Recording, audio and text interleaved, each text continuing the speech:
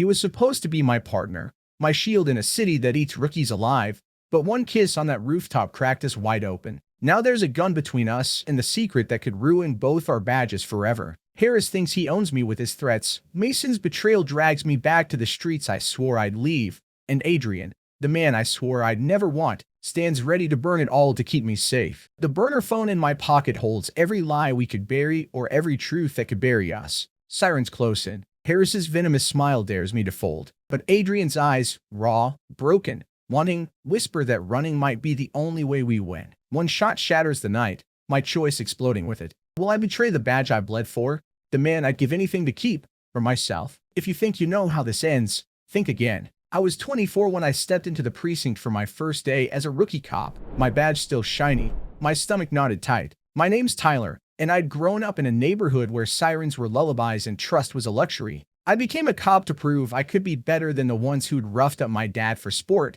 but deep down, I was terrified I'd turn into them. Hard, corrupt, empty. My blonde hair was cropped short, my blue eyes too eager, betraying the bravado I tried to wear. The precinct smelled of stale coffee and desperation, a concrete maze of flickering lights and barked orders. I stood straighter, clutching my duffel, hoping no one saw my hands shake. Captain Ramirez, a wiry man with a gaze that could cut glass, called me into his office. "Tyler Hayes," he said, not looking up from his paperwork. "You're with Detective Cole on the Martinez case. Don't screw it up." His tone was a warning, like he already knew I'd trip over my own ideals. The Martinez case was big, a murder dealer tied to dirty cops and a street gang called the Vipers. I nodded, throat dry, and headed to the bullpen. That's when I saw him. Detective Adrian Cole leaned against a desk, all sharp angles and quiet menace. He was 42, tall, with broad shoulders that strained his cheap suit jacket. His dark hair had streaks of gray, and a 5 o'clock shadow clung to his jaw like he hadn't slept in days. His eyes, a deep hazel, flicked over me, sizing me up in a heartbeat. I felt stripped bare, like he saw every doubt I'd ever had. "You're the new kid," he said, voice low, rough, like he'd smoked one too many cigarettes. "Don't get in my way." I bristled but kept my mouth shut. Adrian was a legend in homicide, sharp, relentless. But rumors swirled he'd tanked a case years back, cost a witness her life, and lost his marriage in the fallout. He didn't look broken, though. He looked dangerous, like a man who'd seen too much and stopped caring. I wanted to hate him for that. But something in his stare made my pulse jump. We were thrown together on a stakeout that night, parked in an unmarked SUV outside a crumbling warehouse on the city's edge. Rain streaked the windows, blurring the neon glow of the street. Adrian didn't talk much, just sipped black coffee and watched the shadows. I tried to focus, but my mind kept circling back to my dad's voice, slurring through whiskey. "Cops are all the same, Ty. They'll chew you up." I shifted in my seat, the leather creaking, and blurted, "Why'd you become a cop?" Adrian's eyes narrowed, but he didn't look at me. "Thought I could fix things," he said finally. "Learn fast you can't." His voice carried a weight that made my chest ache. I wanted to push, to ask about the case that broke him, but his jaw tightened, and I let it drop. Hours later, a shadow moved near the warehouse. Adrian's hand shot out, grabbing my arm to keep me still. His grip was firm, warm, and I froze, not from the suspect, but from the heat of his touch. "Stay low," he whispered, his breath close enough to stir the hair on my neck. My heart pounded, not just from the job. I nodded,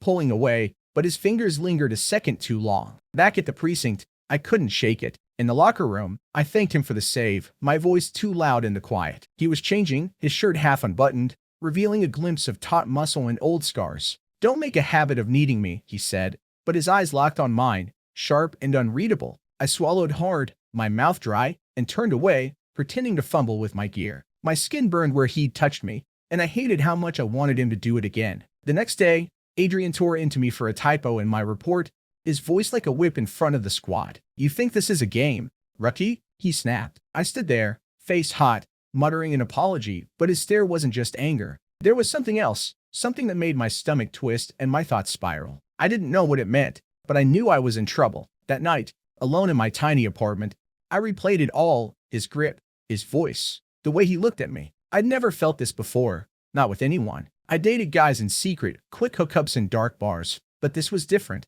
Adrian was different. He was older, jaded, everything I shouldn't want. I punched my pillow, trying to shove the thoughts away, but they clung like damp clothes. I was a cop now, supposed to be tough, focused. So why did I feel like I was falling apart? The Martinez case dragged us into late nights and long shifts, chaining me to Adrian like a sentence I didn't ask for. We were stuck together, combing through case files in a cramped precinct office, retailing suspects through the city's underbelly. The air between us crackled, and I couldn't tell if it was the case or something else. I told myself it was the job, stress, adrenaline, nothing more. But every time Adrian leaned over my shoulder to point at a map, his arm brushing mine, my breath caught, and I hated how much I noticed. One night, we staked out a Viper's safe house, parked in a dark alley. The car smelled of his coffee and my nervous sweat. Silence hung heavy, broken only by the hum of the engine. I fidgeted, my knee bouncing, until Adrian shot me a look. "You always this jumpy, Hayes?" His voice was low, teasing, but his eyes lingered too long on my face. I shrugged, trying to play it cool. "Just don't like sitting still." He smirked, leaning back, one hand resting on the gearshift, inches from my thigh. "You learned. Patience catches more than speed." His fingers tapped the stick, and I stared at them, rough and steady, imagining them elsewhere. I turned away fast, face burning, and muttered, "Yeah, sure." He chuckled, a sound that hit me harder than it should have. The next day, we canvassed a crime scene, a blood-splattered lot where Martinez took his last breath. Adrian moved with purpose, barking orders at Tex, while I trailed him, notebook in hand. He crouched by a shell casing, beckoning me closer. "Look at this," he said, pointing. I knelt beside him, our shoulders brushing. His scent, cologne, and leather hit me like a punch. "See the angle?" he asked, oblivious to my racing pulse. I nodded, barely hearing him, my eyes on the curve of his jaw. He glanced up, catching me staring. For a second, neither of us moved. Then he stood abruptly, muttering, "Keep up, Rutty." Back at the precinct, Captain Ramirez paired us for a witness interview in a dive bar across town. The place was dim,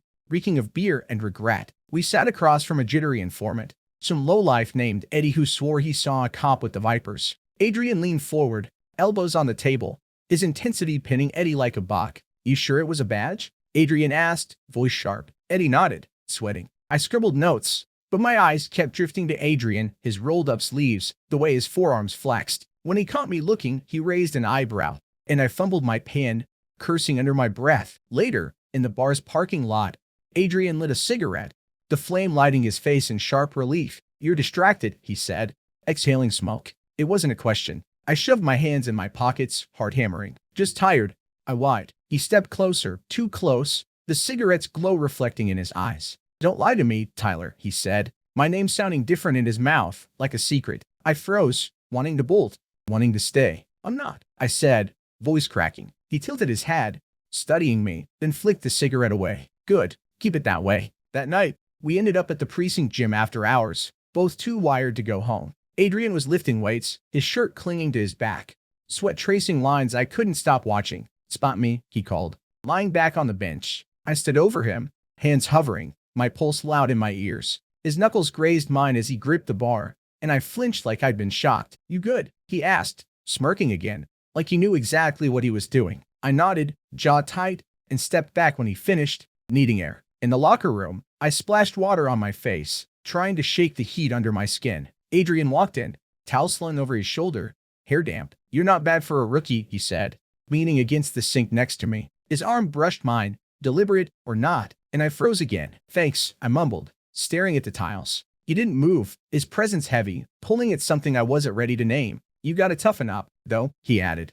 "Softer now. This job will eat you alive." His hand rested on my shoulder for a moment, warm, steady, before he pulled away and left me standing there, heart pounding, alone. I went home and paced my apartment, replaying every touch, every look. I'd never let myself want like this. Guys my age, sure, but Adrian? He was my partner, my superior, everything I wasn't supposed to touch. I thought of my dad, how he'd sneer if he knew. I thought of the precinct, the rumors that could bury me. But when I closed my eyes, it was Adrian's voice, his hands, his damn smirk. I punched the wall, hard, and told myself to stop, but I didn't want to. The precinct was a ghost town that night, the hum of fluorescent lights the only sound as Adrian and I sifted through case files in a back office. The Martinez case was a maze of dead ends, and Captain Ramirez was breathing down our necks for a break. It was past midnight, and we'd been at it for hours, coffee cups littering the desk, my eyes burning from staring at grainy surveillance photos. Adrian sat across from me,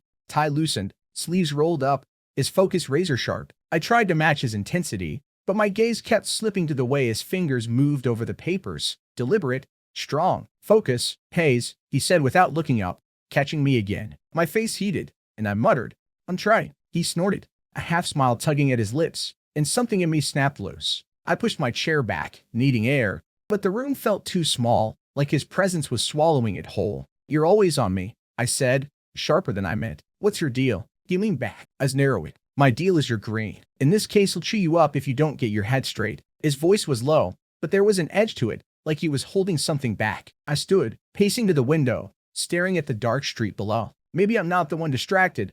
I shot back, reckless. Silence fell, heavy, and when I turned, he was right behind me, closer than he should have been. "Don't push me, Tyler," he said, his voice a quiet warning, but his eyes betrayed him, dark, searching, like he was fighting something too. My heart slammed against my ribs. I wanted to step back, to laugh it off, but my feet wouldn't move. "Why not?" I asked, barely a whisper. His jaw clenched, and for a moment, I thought he'd walk away. Instead, he stepped closer, so close I felt the heat of him, smelled the faint whiskey on his breath from the flask he kept in his desk. "You don't know what you're asking for," he said, his voice rough, almost pleading. I swallowed, my throat dry, every nerve screaming to run and to stay all at once. "Maybe I do," I said, and it was like throwing a match into gasoline. His hand shot out, grabbing my wrist, not hard but firm, pinning me against the window frame. His thumb pressed against my pulse, and I knew he felt it racing. "This is a mistake," he murmured, but his eyes were on my mouth, and I couldn't breathe. "Then make it,"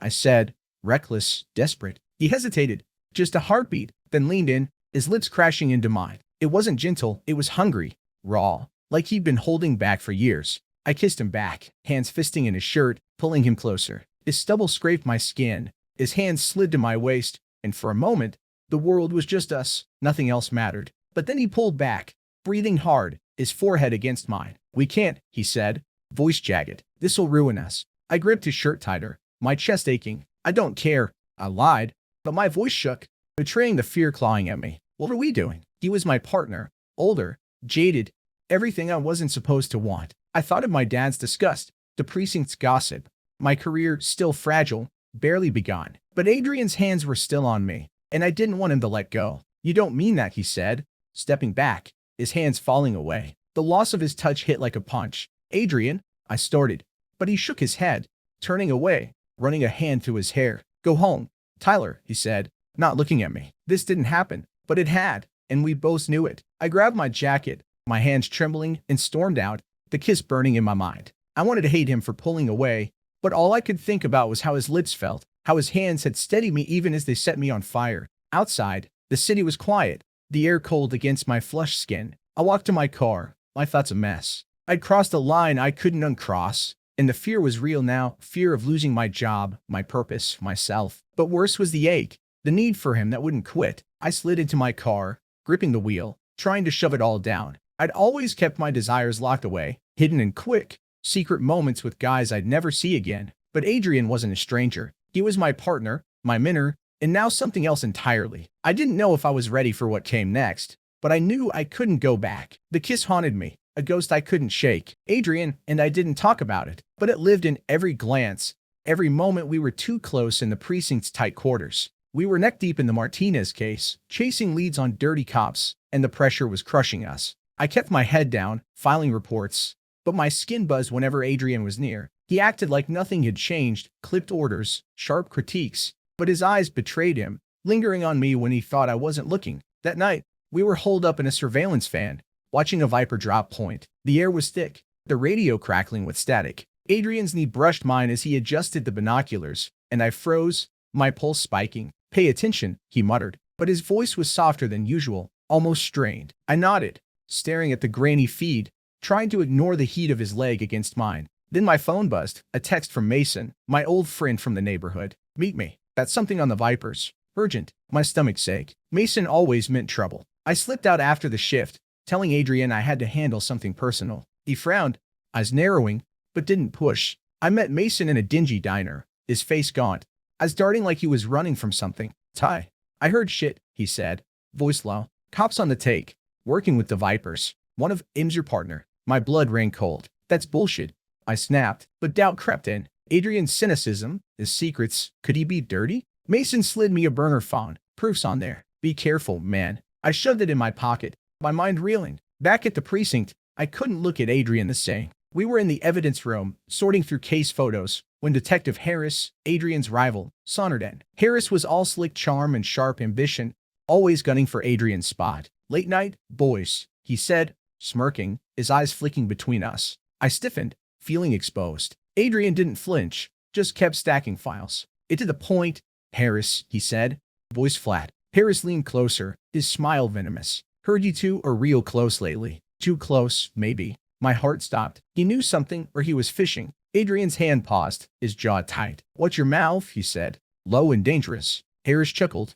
undeterred. "Just saying, Cole. Wouldn't want rumors messing up your comeback." He left, but the air was poisoned. I wanted to ask Adrian about Mason's tip, about Harris, about us, but my throat closed up. Instead, I mumbled, "I'm grabbing coffee," and bolted. In the break room, I was alone, staring at the burner phone, when Harris cornered me. "You're in over your head, rookie," he said, voice like silk over steel. "I saw you two in the office last night. Looked cozy." My stomach dropped. He'd seemed to kiss, or enough to guess. "I can make this go away," he continued, leaning in. "Give me something on Cole, anything dirty, or I talk to internal affairs." "Blackmail." My hand shook, but I shoved the phone in my pocket. "You're wrong," I said, voice unsteady. He smirked. "You've got till tomorrow." I found Adrian in the locker room, changing after a gym session. His shirt was off, scars glinting under the harsh light. "We need to talk," I said, my voice sharp. He turned, eyes wary. "About what?" I hesitated, then blurted, "Are you dirty? Mason says you're tied to the Vipers."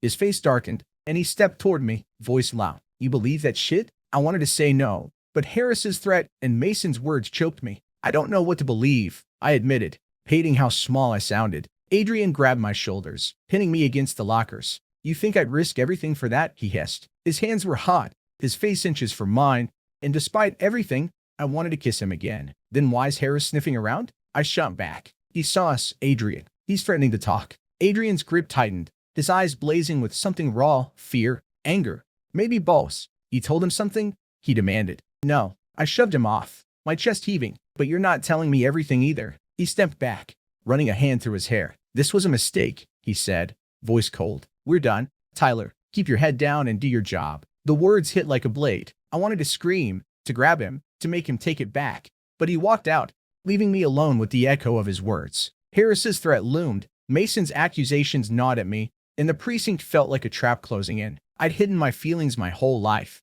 but now they were a weapon, and I didn't know how to fight back. Harris's threat hung over me like a noose, tightening with every hour. I couldn't sleep, couldn't think, the burner phone from Mason burning a hole in my pocket. Adrian avoided me, his eyes cold when we passed in the precinct, but I felt his gaze linger when he thought I wasn't looking. The Martinez case was unraveling, new evidence pointed to a cop in our precinct, and the Vipers were getting bolder, leaving bodies as warnings. I was drowning, caught between loyalty to Adrian and Harris's ultimatum. That morning, Captain Ramirez called us into his office. His desk was a mess of files, his face grim. "You two are off the case," he said, voice like gravel. "Internal affairs is sniffing around. Something's not right." My heart dropped. Adrian stood rigid, his fist clenched. "What's that supposed to mean?" he asked, his tone sharp. Ramirez's eyes flicked to me, then back to Adrian. "Means you're too close to this, Cole. And you, Hayes, watch your step." I nodded, my throat tight, feeling the walls closing in. In the hallway, I grabbed Adrian's arm. "What the hell's going on?"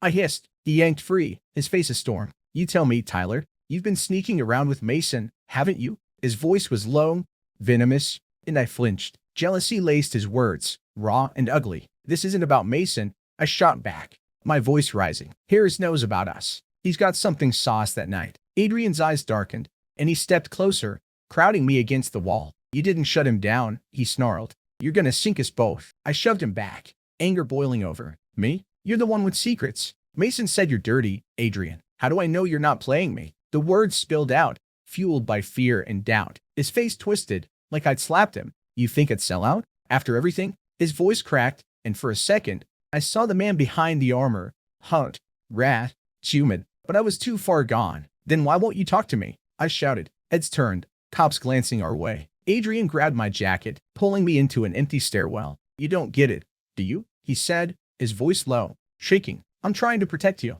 This job, this life, it destroys everything. I lost my marriage, my reputation. I won't let it take you too." His hands were still on me, gripping tight, and I wanted to believe him, but Harris's threat echoed in my head. "Protect me?" I scoffed, shoving him off. "You're pushing me away because you're scared. You kissed me, Adrian. You started this. He laughed, a bitter sound. You think I wanted this? You're a kid, Tyler. A rookie with stars in your eyes. I should have never touched you. The words cut deeper than I expected, tearing at something fragile inside me. Then why did you? I demanded, my voice breaking. He looked away, jaw tight, and I saw it: guilt, desire, fear, all tangled together. Because I couldn't stop, he admitted, barely audible. My chest ached, but the anger wouldn't let go. You're a coward, I said, and walked away, my heart pounding. That night, I went to Mason's usual spot, a rundown bar on the city's edge. He was there, nursing a beer, looking like he hadn't slept in days. You checked the phone?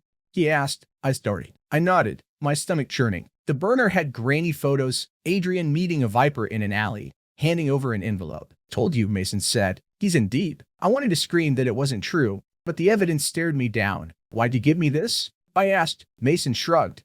Bitter. You're my friend, Ty. Didn't want you burned. I left, the photos searing my mind. Back at my apartment, I paced, torn between confronting Adrian and turning the phone over to Harris. If I gave Harris what he wanted, I'd save myself but destroy Adrian. If I didn't, Harris would expose us, and my career, my purpose, would be gone. I thought of Adrian's hands, his kiss, the way he looked at me like I was more than a rookie. But now, doubt poisoned everything. Was he using me, protecting me, or just too broken to care? The next day, Harris cornered me in the Precinct parking lot. Time's up, Hayes, he said, smirking. Got anything for me? My hands shook, the burner phone heavy in my pocket. I wanted to punch him, to run, to find Adrian and demand the truth. Instead, I said, you'll get nothing. His smile faded, ice cold. Bad move, kid. You'll regret this. He walked away, and I knew I just lit a fuse. I had to find Adrian, but he'd already pulled away, leaving me to face the fallout alone. The precinct was a pressure cooker,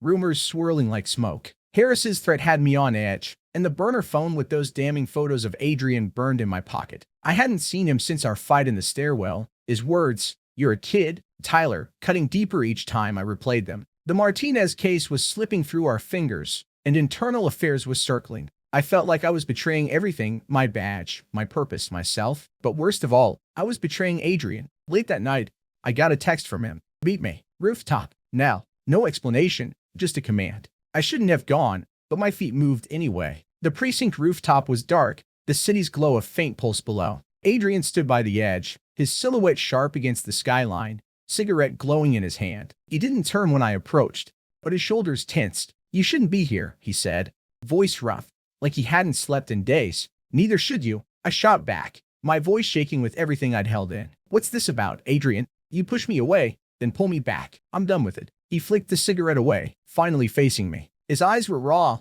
unguarded, and it hit me how tired he looked, how broken. You think I want this? He said, stepping closer. You think I wanted to feel this way about you? My chest tightened. Then why do you? I demanded. He laughed, a jagged sound. Because you're in my head, Tyler. Every damn second. You're brave, stubborn, too good for this job.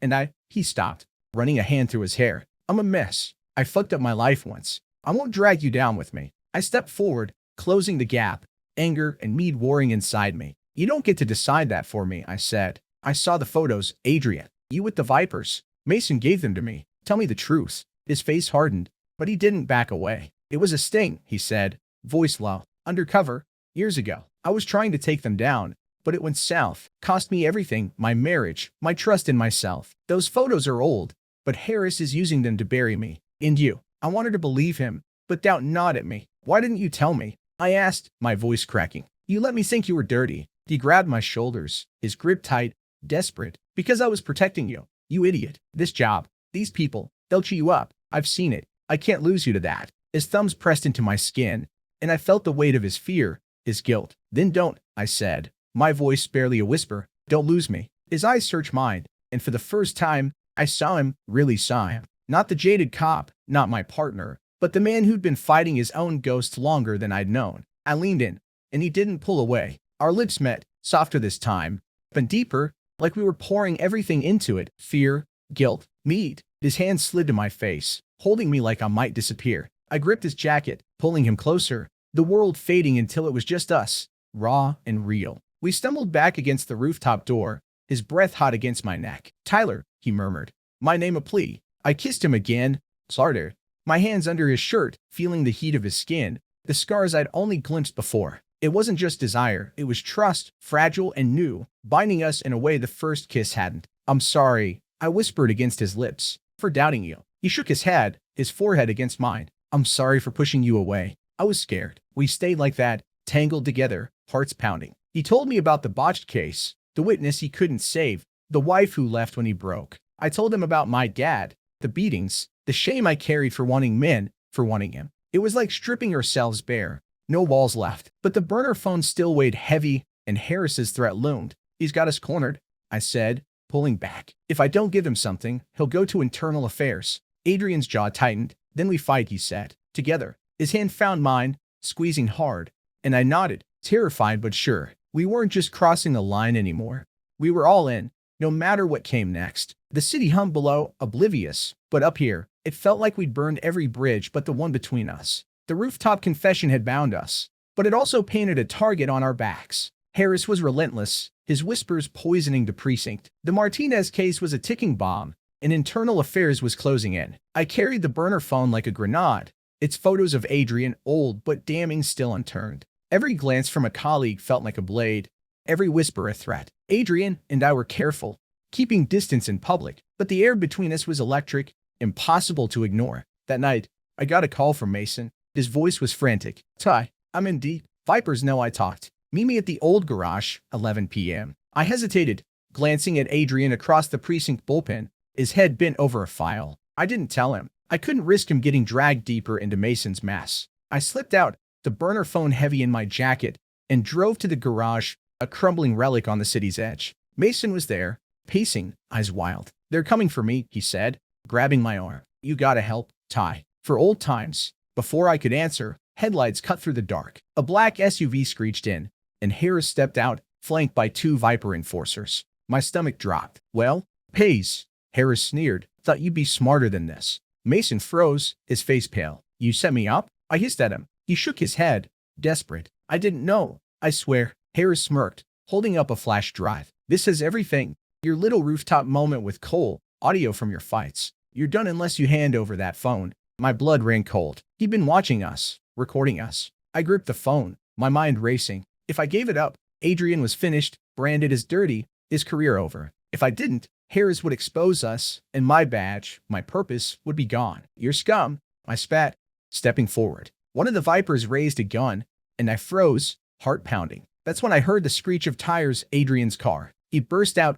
gun drawn, eyes blazing. Drop it, he shouted at the Viper, who hesitated, then lowered the weapon. Harris laughed, unfazed. Giro move, Cole. Too late. Internal affairs gets my evidence tomorrow unless Hayes delivers. Adrian's gaze flicked to me, raw with fear and something deeper. Tyler, don't, he said, voice low, urgent. I looked at him, then at Mason, trembling beside me, and Harris, smug as ever. My whole life I'd fought to be the good guy, to prove I wasn't my dad, wasn't the corrupt cops I despised. But now, the lines were blurred. Hand over the phone, and I'd save myself, but lose Adrian. Keep it, and we'd both go down, our secret laid bare. Or, we could run, leave the badge, the city, everything. Start over somewhere no one knew us. Tyler, Adrian said again, stepping closer, his gun still on the Vipers. We can fight this, together. His voice was steady, but his eyes were pleading, like he was scared I'd choose wrong. Mason grabbed my sleeve. Ty, don't let them take me, he begged. Harris smirked,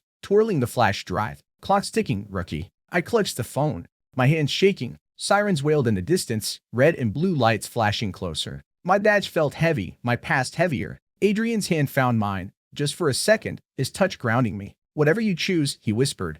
I'm with you. My heart pounded, torn between the man I loved and the life I'd fought for. The sirens grew louder, tires screeching. I had seconds to decide: a hand over the phone, fight Harris's game, or grab Adrian and run, leaving everything behind. The lights washed over us, and I looked into Adrian's eyes, his face steady but vulnerable, waiting for me. I took a step toward him, my choice forming, when a shot rang out, sharp and final. Everything froze, my breath, my heart, the warrant.